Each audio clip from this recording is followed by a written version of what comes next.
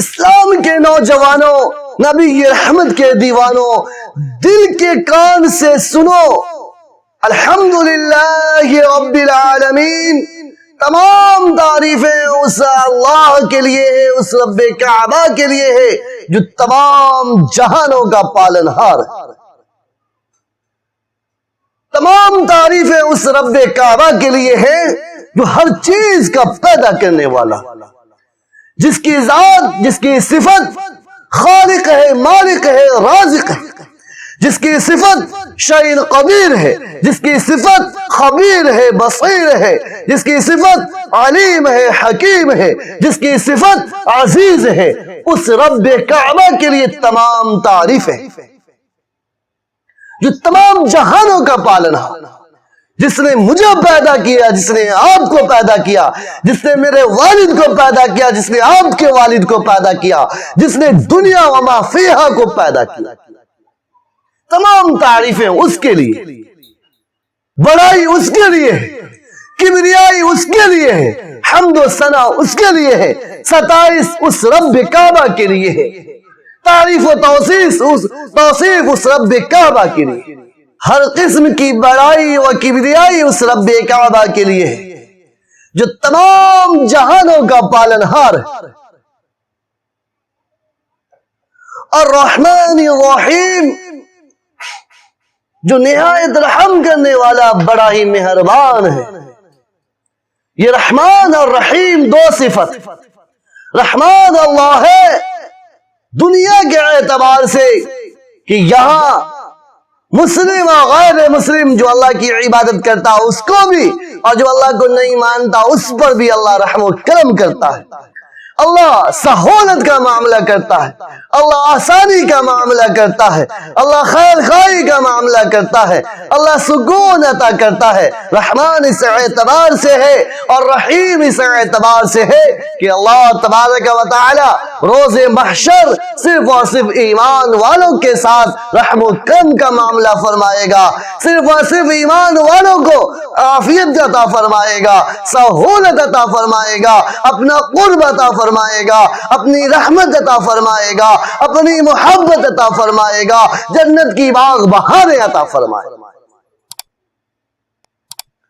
رحیم اس اعتبار سے کہ صرف آخرت، مالک یوم الدین، جو روز جزا کا مالک ہے، اس دن کا مالک ہے جس دن تمام انسان، جنات، اولیاء، بزرگ، ولی اللہ، تمام کے تمام لوگ ڈرے ہوئے ہوں گے، سہمے ہوئے ہوں گے، خوف کھائے ہوئے ہوں گے، جسموں میں کپکپی طاری ہوگی، جسم میں لرزہ طاری ہوگا اور زمین پیروں تلک سے کھسک رہی ہوگی۔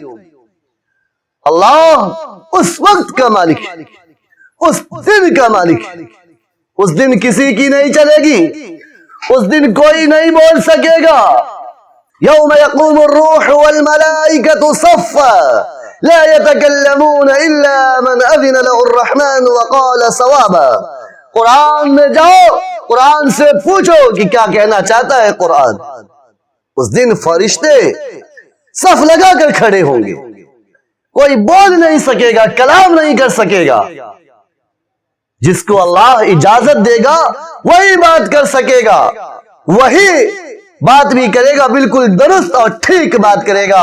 اللہ تبارک و تعالی انسانوں کے منہ پر مہر لگا دے گا، الیوم نختم علی افواہہم وتکلمنا ایدیہم وتشہد ارجلہم بما کانوا یکسبون۔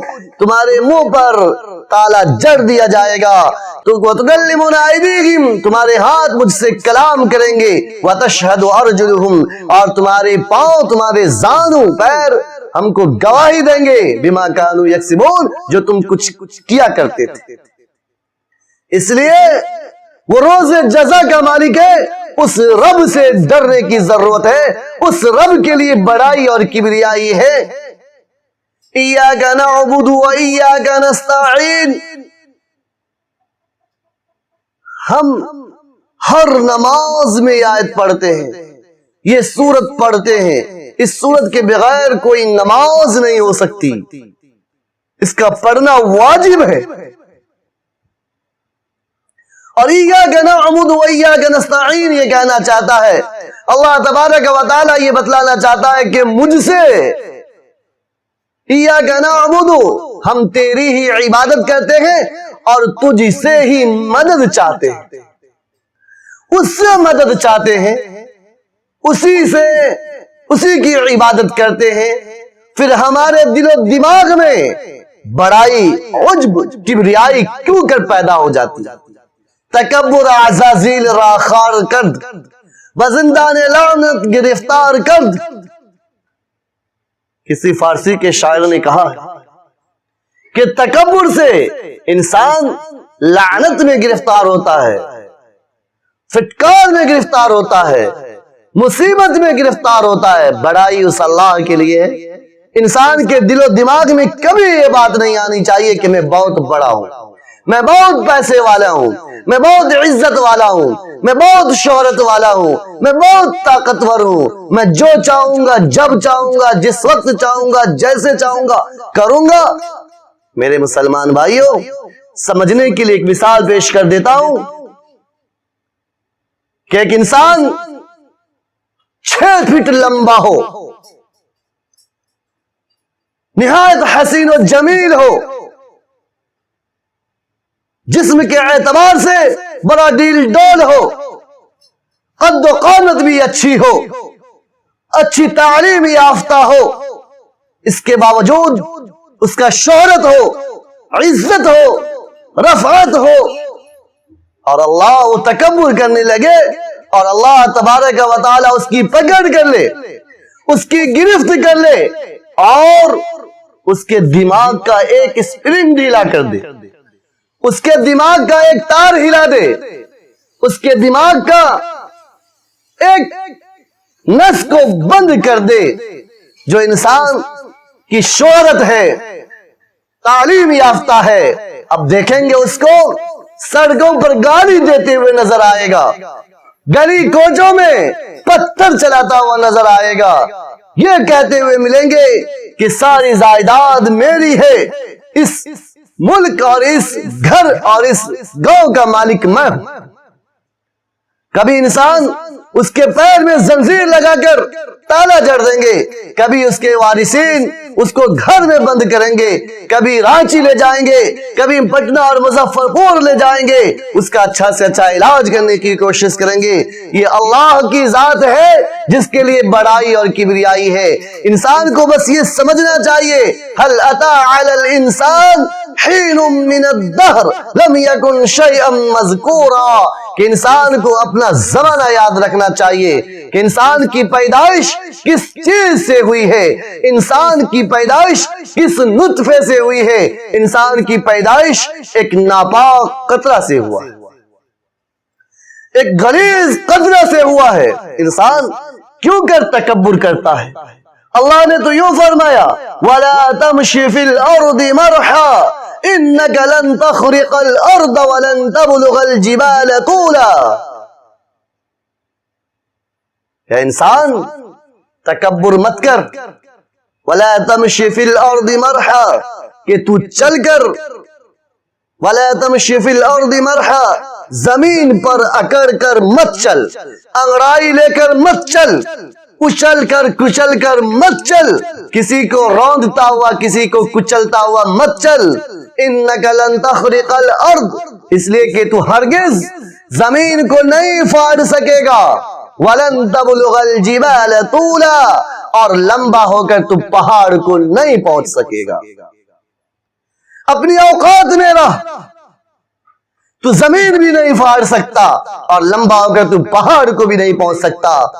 وہ ذات کے لیے بڑائی، اس ذات کے لیے بڑائی ہے جس کی صفت ظاہر و باطن والاول والآخر والظاہر والباطن، جس کی صفت علیم بذات الصدور ہے، جس کی صفت فعال لما یرید ہے. اس ذات کے لیے بڑائی ہے، اس ذات کے لیے کبریائی ہے. انسان اپنے وجود کو بھول جاتا ہے کہ وہ کب اور کیسے اس کی پیدائش ہوئی ہے. انسان رب کو بھول کر خود بڑائی اور کبریائی کے چکر میں پڑ جاتا ہے۔ اگر انسان اپنے وجود کے بارے میں سوچ لے کہ اس کی پیدائش کس قطرے سے ہوئی ہے، ایسا ناپاک قطرہ کہ ماں باپ کے جسم پر لگ جائے تو ماں باپ اسے برداشت نہیں کرتے، کبھی پوچھ ڈالتے ہیں، کبھی دھو ڈالتے ہیں۔ اس قطرے سے انسان کی پیدائش ہے، اور اللہ کی حکمت اور قدرت پر غور کیجئے کہ اللہ اسی ناپاک قطرے میں جب انسان کی شکل ڈھانچہ تیار کر دیتا ہے، پھر ماں اپنی سو جان قربان کرنے کے لیے تیار ہو جاتی ہے اپنی اولاد پر، باپ اپنی جیسی سو جانیں قربان کرنے کے لیے تیار ہو جاتا ہے، پھر ماں اپنے کو کھو بیٹھتی ہے اپنی اولاد کی خاطر، اپنی اولاد کی راحت کی خاطر۔ انسان غور کرے، سوچے کہ جس قطرے سے ماں باپ کو نفرت تھی، اس قطرے کو محبت میں کس نے تبدیل کیا؟ اسی کے لیے بڑائی ہے، اسی کے لیے کبریائی ہے جس نے نفرت والے قطرے میں محبت پیدا کر دی۔ اس لیے ہم سب ہر نماز میں پڑھتے ہیں الحمدللہ رب العالمین۔ تمام تعریف و توصیف، تمام بڑائی و کبریائی اس رب کعبہ کے لیے ہے جو تمام جہانوں کا پالنہار ہے۔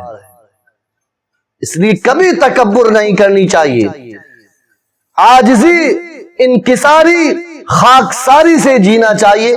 اسی میں اللہ عزت اور رفعت کے شامیانے عطا کرتا ہے، اللہ ذلت و رسوائی سے محفوظ رکھتا ہے۔